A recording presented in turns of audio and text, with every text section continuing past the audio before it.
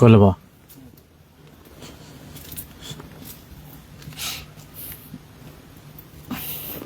โอ้โหธรรมะคักเว้ยต้นไม้อิงอีก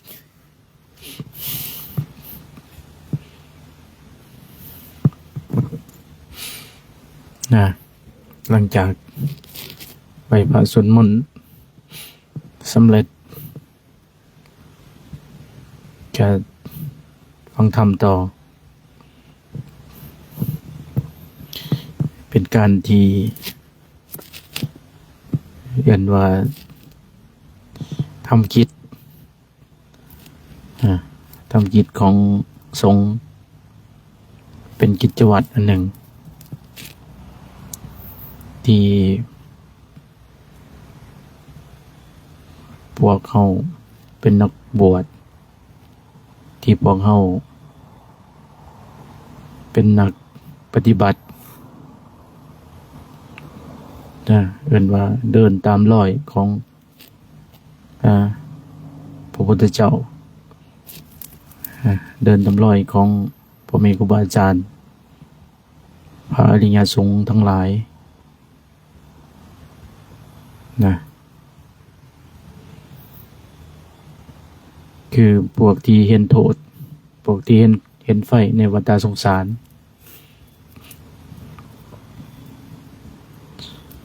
ก็ได้จำเป็นต้องทำกิจอย่างบ่ขี้เกียจขี้ขานทำกิจตนโดยปฏิปทาสม่ำเสมอขยันก็ทำขี้เกียจก็ทำขี้ขานก็ทำขี้ขานก็เฮ็ดขี้เกียจก็เฮ็ดขยันก็เฮ็ดดุก็เฮ็ดเนาะจะหน่อยเนาะมันต้องจังสันแหละคือความหมายว่าเฮ็ดก็ต้องทำกิจของตนเอิ้นว่าเจริญไปผ่านสวดมนต์เจริญสมาธิสมถะและวิปัสสนาเจริญศีลสมาธิปัญญาภาวนาเนี่ยกันว่าทำความเพียรคือเป็นว่าในบาลีเห็นว่าอนุปุณณานังปปากานังกุศลนังธรรมนังอนุปาทายะสันทังสเนติวยามติปุริยังอลาปติจิตังปัจขันหาติปัฏหาติสนะยอมทำความพอใจให้เกิดขึ้นยอมพยายามประลบความเพียรประคองตั้งจิตไว้เพื่อยับยั้งอกุศลธรรมมันเป็นบาปที่ยังบ่เกิดบ่ให้เกิดขึ้นสนะเมื่อบาปเกิดขึ้นแล้วก็พยายามละเมื่อพยายามละได้แล้วเราก็ประคับประคองให้มันงอกงามขึ้นให้มันให้บุญขึ้นให้มันเจริญขึ้นให้มันเต็มรอบซะนะเรียกว่าความเพียรโดยเฉพาะการเจริญสติการอยู่กับตัวเองการอยู่กับลมหายใจการที่เฮาบ่ประมาทโดยที่บ่คุกคีเกินไปโดยใจเฮาบ่เหินห่างจากตัวเองโดยใจที่เฮาบ่เหินห่างจากการประพฤติปฏิบัตินะ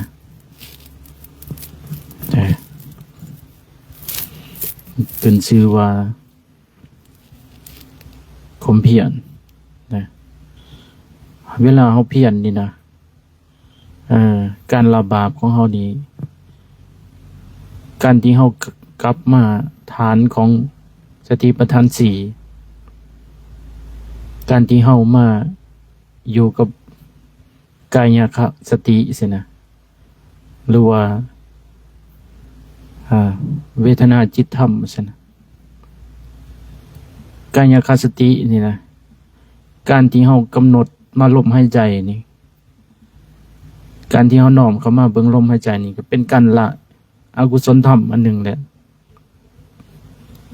เป็นการที่เขาละกิเลสอันหนึ่งแล้วสนะมันบ่ธรรมดาในสิ่งที่เราปฏิบัติสินะการที่เราน้อมก็มาหาลมหายใจสินะในรอบ1-2 รอบนี่กิเลสมันก็อกุศลหรือว่าสิ่งที่เป็นบาปมันก็เป็นการกำจัดบาปอันหนึ่งนี่แหละที่จริงแล้วคนเบิ่งบ่เห็นดอกว่ามันมีประโยชน์ว่ามันสิ่งที่เราเฮ็ดนั้นมันบ่ธรรมดานะมันมีความสำคัญหลายสิ่งที่เราน้อมเข้ามาเบิ่งลมหายใจนี่แค่เพียงว่ารอบ1-2 รอบ3 รอบสินะการละกิเลสการละอกุศลการละบาปนะเพียงแต่เท่านี้นะเป็นว่าสังเกตเบิ่งเวลาเฮาหายโมโหโทโสมีการหงุดหงิดรำคาญซั่นน่ะที่ว่าใจเฮามันอยู่นอกที่ว่าใจเฮามันมีความส่งออกแล้วซั่นน่ะสังเกตเฮ็ดจังได๋จังสิช่วยบุคคลนั้นหรือว่าบุคคลเป็นหมู่เป็นเพื่อนเฮาหรือว่าเป็นครูเฮาหรือว่าตัวอย่างว่าคนรู้จักกันนี่นะเมื่อเขามีความโมโหขึ้นเช่นว่าเขานั่งนำกันนี่นะเขาบ่พอใจเฮาเขาอยากให้เฮานี่เขาสิทำลายเฮานี่เนี่ยเฮาสามารถเปลี่ยนทิศทางหรือว่าเฮาสามารถเปลี่ยนความรู้สึกของเขาได้โดยที่เขากำลังหายเฮาอยู่ตอนนี้เขาอยากทำลายเฮาอยู่ตอนนี้เฮาสิมีวิธีการเฮ็ดแนวใดนะเช่นว่าตัวอย่างว่าเท่าก่ออยากหายเท่าขอสินะบัดนี้เท่าขอเล่าฮู้ว่าเท่าก่อหันมักสิ่งใดสิ่งหนึ่งเป็นอาหารหรือเป็นขนมบ่เป็นกระแดมเป็นเค้กเป็นสิ่งต่างๆที่เข้ามากันแหละเขาหูเด้เท่าก็นี่อยากหายเท่าคอเนี่ยอยากขาดอยากแทงหรือว่าอยากทำลายสินะเช่นว่าสินะหลังจากนั้นปั๊บอยู่นำกันปั๊บในขณะที่เท่าก็ที่ทำลายปั๊บเท่าคอมีอุปกรณ์โดยที่มีอาหารยัดใส่ปากเท่าก็ยัดใส่ปั๊บหลดนี่หลังจากนั้นความรู้สึกของเท่าก็เมื่อสิ่งที่เท่าก็ได้ผัสสะเมื่อสิ่งที่เท่าก็ได้สัมผัสคือรสชาติของมันแสบตัวอย่างมันก็แดมมันก็เย็นรสชาติหวานๆหรือว่าเค้กหรือว่าขนมหวานๆหรือว่าพิซซ่าหรือว่าน้ำดื่มที่เป็นโคกโอวัลตินยังต่างๆสิ่งที่เขากินกันนั่นแหละได้สัมผัสปั๊บนี่เพียงแต่ว่าลิ้นมันได้ผัสสะมันได้ลิ้มรสสิ่งดังกล่าวนั่นนะอาการของความรู้สึกของเท่าก่อนั้นเปลี่ยนไปโดยทันทีเลยอาการใจที่เท่าก่อยังหายเท่าคอความรู้สึกตัวนั้น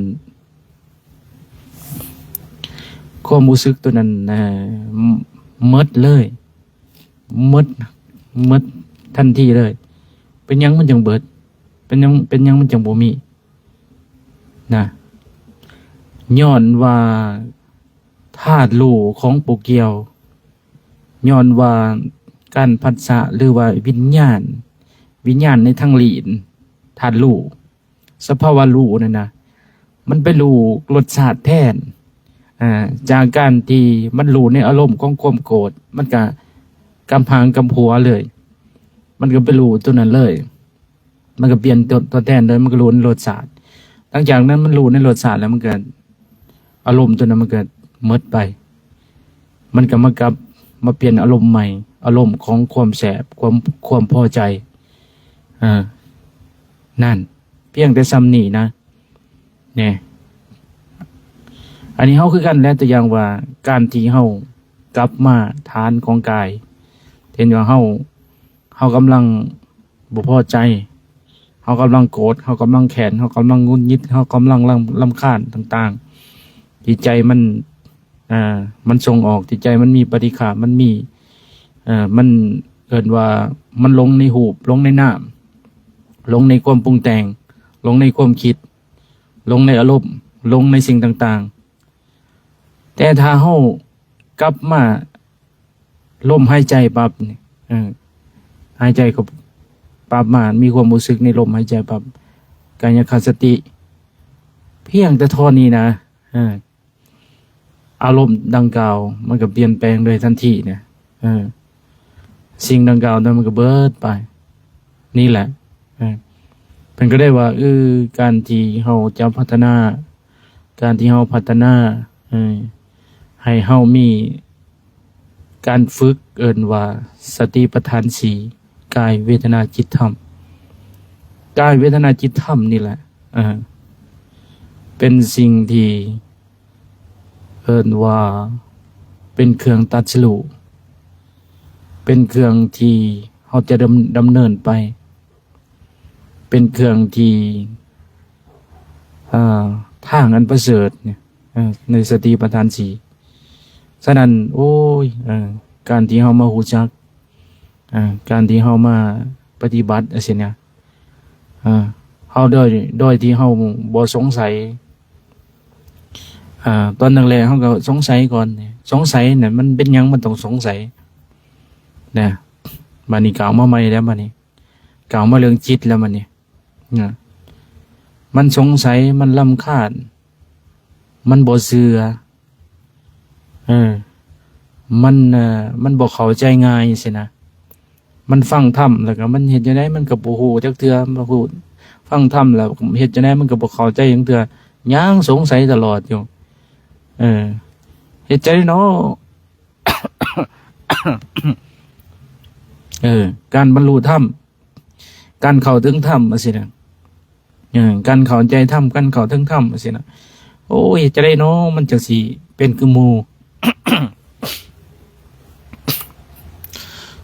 เฮ็ดจังได๋เนาะมันจังสิ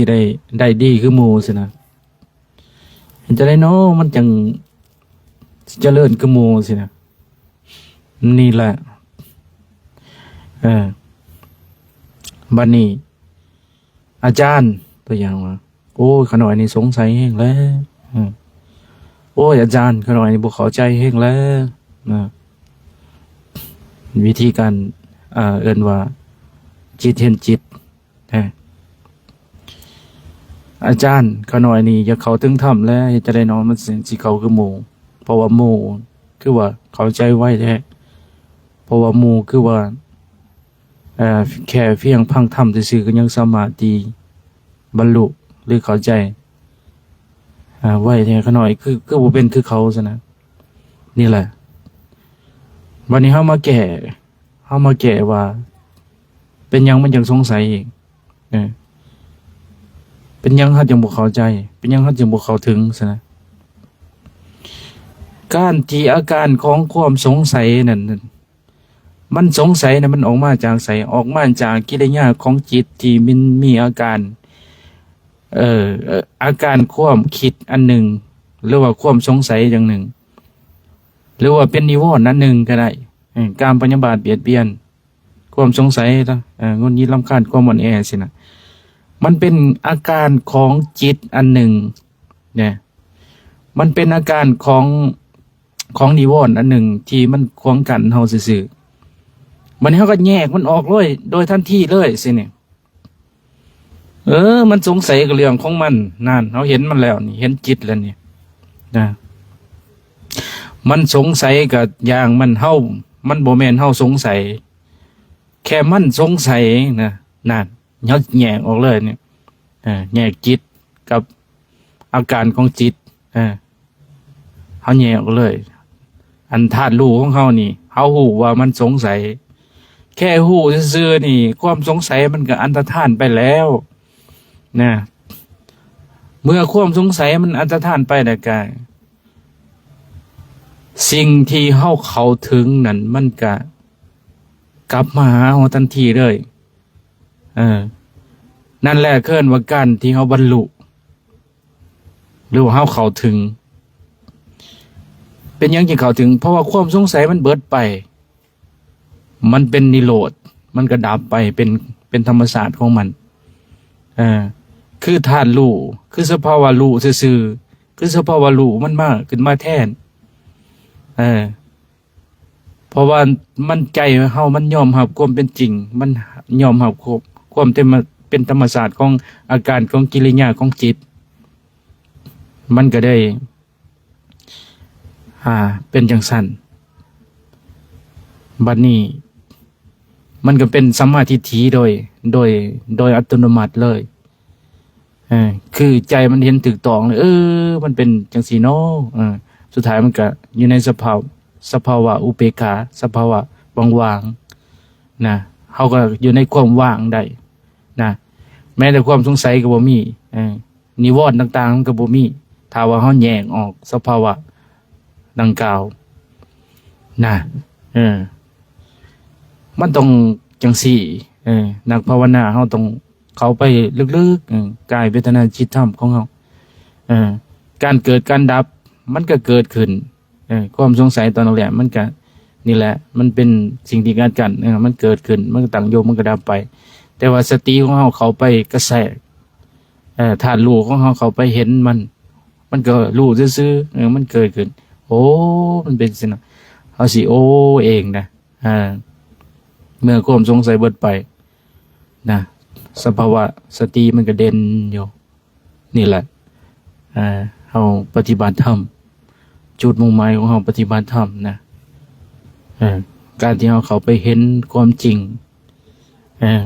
วานกามพยาบาทเบียดเบียนความลังเลสงสัยความหม่นห่วงอ่อนแอสิ่งต่างๆมันก็ของบ่เที่ยงบ่แน่ซะนะมันเกิดได้มันก็ตั้งอยู่ได้เมื่อมันตั้งอยู่ได้มันก็ดับไปได้อันนี้แหละสิ่งที่เฮาต้องศึกษาสิ่งที่เฮาต้องเข้ามากระแสเขามาเห็นซะนะเมื่อเฮาเห็นมันเรื่อยๆเห็นมันเรื่อยๆเห็นมันเกิดเห็นมันดับอยู่ตัวสิ่งอย่างมันก็เป็นจังซี่แหละตัวสิ่งอย่างมันก็เป็นจังซี่เอิ้นว่าสภาพความเป็นธรรมชาติของมันเกิดแสดงปรากฏการณ์มันขึ้นมาแสดงการเปลี่ยนแปลงของมันขึ้นมาจังซี่นะเอิ้นว่ารูปกับนามหรือว่ากายกับใจกายกับใจของเฮานี่แหละบ่ได้อยู่ไสดอกเห็นกายกับใจเห็นขันธ์ห้าเห็นอาการของความคิดเห็นอาการของสังขารเห็นอาการของวิญญาณของความรู้สึกเห็นอาการของเวทนาเห็นอาการของสัญญาเห็นอาการของวิญญาณซะนะเห็นทุกสิ่งทุกอย่างรูปขันธ์ห้ามันก็เป็นเพียงว่าสภาวะธรรมชาติมันจังสิมันให้แยกออกไปนะเพียงแต่ว่ารู้ซื่อๆนะเขาไปหูซื่อๆหูขันธ์ห้าหูความเป็นจริงของมันเฮาหูว่าสิ่งดังกล่าวคือเป็นหยังเฮาจึงบ่ฮู้ตอนแรกเพราะว่ามหาเหตุของเฮาคือเหตุใหญ่ครั้งใหญ่ๆคืออวิชชาคือความบ่ฮู้นี่แหละความบ่ฮู้จังความฮู้ว่าทุกสิ่งทุกอย่างมันเป็นสลากแก่นสารฮู้ว่าทุกสิ่งทุกอย่างมันมีตัวตนอยู่ฮู้ว่ามีโดนฟืนอยู่ฮู้ว่ามีไฟอยู่ฮู้ว่ามีจั่วน้อยฮู้ว่ามีจั่วใหญ่อยู่ฮู้ว่ามีพระองค์นั้นองค์นี้อยู่ฮู้ว่าในโลกนี้มีคนอยู่ซะนะฮู้ว่าตัวเองเป็นมนุษย์อยู่ซะนะนั่นที่จริงแล้วมันบ่มีเลยมันบ่มีทุกสิ่งทุกอย่างเลยคันว่าเฮาสภาวะธาตุรู้ของเฮามันพึกมาดีเอิ้นว่าปัญญาเฮาดีแล้วอาการของความเป็นมนุษย์ของเฮานี่มันก็ยังบ่มีซะนะ อาการที่ว่ามันประคองขันหาอยู่สิ่งที่เฮาเห็นนี่มันเป็นแค่เพียงแค่สมมุติซื่อสิ่งที่เฮาเห็นนี่นะมันสมมุติขึ้นมามันอุปโลกขึ้นมาซื่อมันความเป็นธรรมศาสตร์ของมันซื่อมันแสดงปรากฏการณ์มันขึ้นมาซื่อมันเกิดขึ้นมาตามหยังล่ะเกิดขึ้นมาตามเหตุตามปัจจัยเกิดขึ้นมาสิ่งนี้มีสิ่งต่อไปถึงมีซื่อถ้าเฮาดับต้นเหตุแล้วกลางเหตุก็บ่มีปลายเหตุก็บ่มีนะเฮาดับจังได๋เฮาดับคือเว้าเบื้องต้นนั่นแหละคันเฮาเพียงแต่ว่าทำลายมหาเหตุของมันได้คืออวิชชาคือความบ่ฮู้สิเฮาสิ่งดังกล่าวมันก็อันตรธานไปสภาวะจิตใจของเฮามันก็บ่ไปยึดในรูปในนามสภาวะจิตใจของเฮามันก็บ่ไปยึดคือความหมายว่ามันสิบ่ก่อโตแล้วก็สิบ่มีผู้ใดมันสิเบื่อสินายมันสิเป็นนิพพิทาคือความเบื่อหน่ายความเบื่อหน่ายว่าการที่ไปยึดการที่ไปคล้องการที่เป็นจังซั่นการที่ไปเป็นจังซี่มันเป็นมหาเหตุพาให้สิ่งนี้มีสิ่งต่อไปจะมีมันก็เป็นสมมุติขึ้นมาทันทีเลยซะนะแน่ฉะนั้นเฮาพยายามทุกคนทุกท่านทุกทุกองค์หรือว่านักปฏิบัติธรรมทั้งหลายพยายามฝึกสติปัญญาของเขาให้มันเป็นวิมุตติให้มันหลุดพ้นออกจากสิ่งดังกล่าวนั่นนะพยายามเห็นอาการของกิริยาของสังขารพยายามเห็นของความคิดนี่พยายามอนุโลมปฏิโลมปฏิโลมเข้ามาพยายามเฮ็ดให้ใจเฮาบ่ให้เป็นสมุทัยบ่ให้ใจมันทรงออกพยายามอยู่กับกายคสติพยายามอยู่กับจิตพยายามอยู่กับเวทนาพยายามอยู่กับธรรมพยายามอยู่กับตนเองสินะคันเฮาพยายามจังซี่เนี่ยเกินว่าใจมันก็หดเข้ามามันหดเข้ามามันก็บ่ไปยึดในรูปในนามเมื่อมันบ่ไปยึดไปรูปในนามสิ่งดังกล่าวมันก็ดับไปสิ่งดังกล่าวมันก็บ่สามารถที่จะมาให้เป็นตัวเป็นตนเป็นข่อยเป็นเจ้าสิเป็นอัตตาตัวตนเป็นมนุษย์เป็นมนาความรู้สึกตัวนั้นมันก็สิบ่มีไปความรู้สึกว่าข่อยเป็นผู้นั้นผู้นี้ความรู้สึกที่ว่ามันจะเกิดความรู้สึกที่ว่ามันมีกามราคะพยาบาทเบียดเบียนความสงสัยต่างๆมันก็สิบ่มีเลยนะนักปฏิบัติธรรมก็คือสีสมมาพระควรนะธรรมามือละน้อยมีคำถามบ่มีคนถามมาบ่ฮะผมมีก็สิโจ้ไว้ก่อนดังไฟเกินจั่วพิงไฟต่อไปขออนุโมทนานำหมู่ตนญาติโยมที่เขามารวมมาฟังธรรมให้มีความสุขความเจริญนอนหลับฝันดีในค่ำคืนวันที่18เดือนNovember 2025ขอจบสาธุ